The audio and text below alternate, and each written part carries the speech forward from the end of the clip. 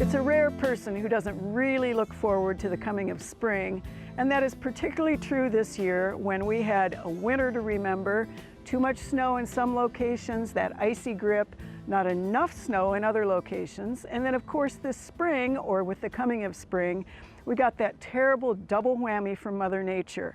Horrible blizzard conditions in the Panhandle and the loss of livestock, terrible floods in the eastern part of the state and all the way down the rivers and many of our creeks. And of course that will take months, if not years, to dissipate and to allow us to get back to life as normal.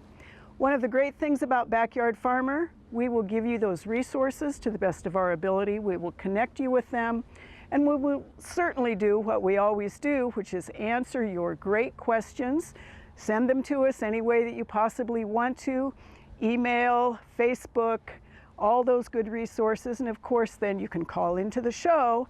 And a reminder, it is your backyard, but it's our backyard. Nebraska is our state as much as it is yours, so what happens to us happens to you and vice versa.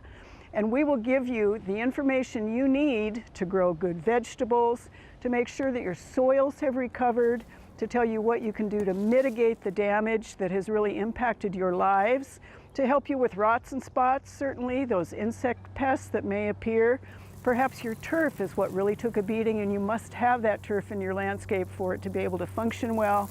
And of course the trees and shrubs. So be assured that Backyard Farmer will bring you that great science-based education and information from Nebraska Extension, and we will do that to the greatest extent possible during the entire year.